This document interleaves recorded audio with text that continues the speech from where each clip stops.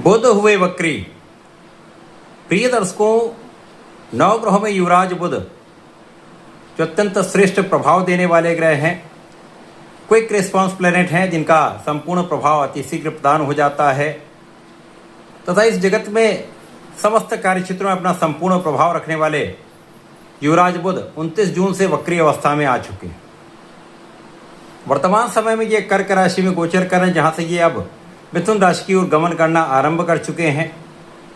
अपनी स्वयं की राशि की ओर इनका गमन विशेष प्रभाव देने वाला है और 8 जुलाई को ये मिथुन राशि में प्रवेश कर जाएंगे, जहाँ पर भद्र नामक महाराजयोग का निर्माण होगा। परंतु इस भद्र योग पर राहु की दृष्टि का प्रभाव निश्चित रूप से कहीं न कहीं कुछ समस्याएं भी दे सकता है। परंतु जब भी राहु और बुध का योग बनता है, कुछ विशिष्ट लाभ भी अवश्य ही प्राप्त होते हैं। बुध के इस वक्री काल का प्रभाव समस्त राशियों को कुछ बड़े प्रभाव देने वाला है, कुछ अच्छे लाभ भी मिल सकते हैं। जय श्री गणेश। नमस्कार, मैं आचार्य संजय द्विवेदी। मेरे समस्त प्रबुद्ध दर्शकों का मेरे चैनल पर हार्दिक स्वागत है। प्रिय दर्शकों, आज मैं तुला राशि के लिए युवराज बुध के इस वक्री काल का जो 24 जुलाई तक चलने वाला है, इस वक्री काल का तुला राशि पर क्या प्रभाव पड़ेगा, इस समय में आपको कितना लाभ मिल सकता है, अथवा कहीं पर कोई समस्या है, कोई अवरोध है तो उसका क्या निराकरण है, संपूर्ण विश्लेषण मैं पूर्ण तर्क के साथ करने जा रहा हूँ। प्रिय दर्शकों, इस राशिफल को आप अपने लग्न तथा राशि दोनों के अनुसार देख सकते हैं। अब तुला राशि के स्वामी शुक्राचार्य और बुध का अतिमित्र का भाव है तथा यहाँ पर तुला राशि के लिए बुध आपके द्वादश तथा नवम भाव अर्थात भाग्य भाव के स्वामी, अति विशेष भाव के स्वामी बुध का गोचर 10वें भाव में वक्री अवस्था में प्रारंभ हो चुका है।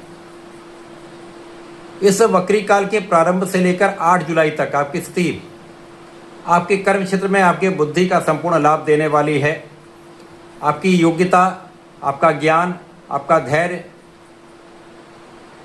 जो आपको आपके क्षेत्र में विशेष बनाने वाला है, वो आपको लाभ भी देने वाला है, आपको सफल भी बनाने वाला है। अब क्योंकि बुद्धि के कारक बुध हैं, वाणी के कारक बुध हैं, गणनाओं गणित के कारक बुध हैं, किसी भी प्रकार का व्यापार बुध के कारकत्व में आता है। कला क्षेत्र का संपूर्ण क्षेत्र जो है वो बुध का कारकत्व है। इस प्रकार से आप किसी भी कार्य क्षेत्र में हैं, वहाँ पर आपकी स्थिति अत्यंत प्रबल रहने वाली। कार्य क्षेत्र में आपको विशेष रूप से सकारात्मक प्रभाव प्राप्त होने वाला। कार्य क्षेत्र से बड़े धन का लाभ भी प्राप्त हो रहा है। यहाँ पर यद्यपि बीच में जो कुछ समस्याएं हो सकती हैं, लेकिन भाग्य का साथ आपको प्राप्त हो रहा है और जब भाग्य का साथ मिल जाता है तो बहुत कुछ समस्याएं अपने आप कम हो जाती हैं। आपका किया हुआ पुरुषार्थ, आपका किया हुआ प्रयास आपको सफल बनाता है। जब बुध यहाँ से अपनी स्वराशि की ओर गमन करते हुए स्वराशि में प्रवेश कर जाएंगे और यहाँ पर राहु है, राहु की दृष्टि का प्रभाव होगा, तो यहाँ पर आपका अचानक भाग्य प्रबल हो सकता है।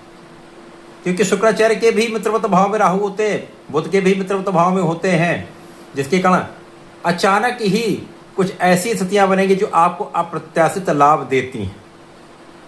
देश विदेश से जुड़कर अच्छा लाभ मिल सकता है, अथवा जो लोग कला क्षेत्र में हैं, गायन में है, एक्टिंग में है, डायरेक्शन में है, कला के किसी भी क्षेत्र में है, वहाँ पर अचानक ही आपको देश विदेश से अच्छे अवसरों की प्राप्ति हो सकती है, जिससे विशेष रूप से बड़े धन प्राप्ति का योग बन रहा है।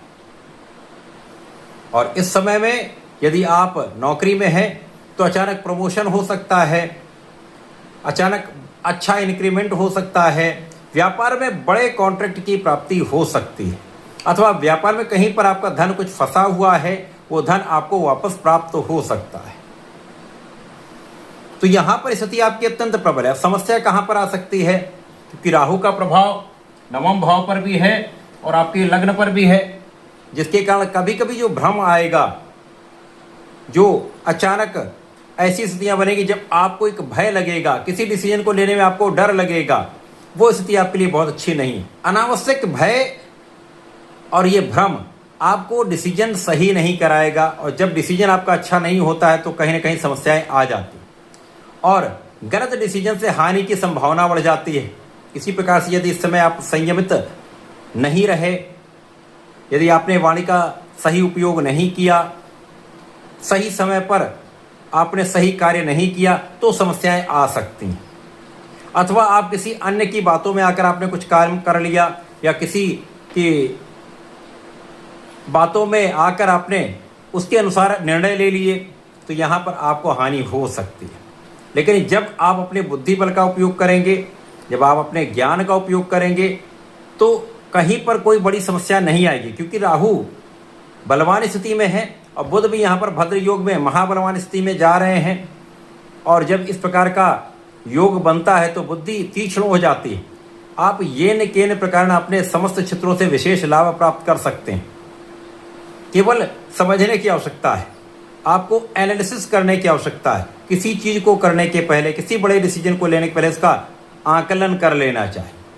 अच्छे बुरे का आकलन करके करेंगे तो कोई समस्या नहीं आएगी।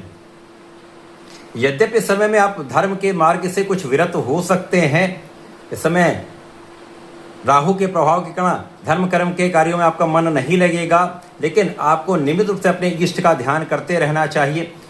आपको धार्मिक बने रहना चाहिए, आपको आध्यात्मिक बने रहना चाहिए तथा अपने कार्य क्षेत्र में पूर्ण निष्ठा के साथ कार्य करना चाहिए। यदि अपने कार्य क्षेत्र में आप निष्ठा के साथ लगे रहते हैं, प्रयास करते रहते, तो भाग्य का साथ आपको निश्चित रूप से अच्छे लाभ दिलाने वाला है, यहाँ पर कोई संदेह नहीं।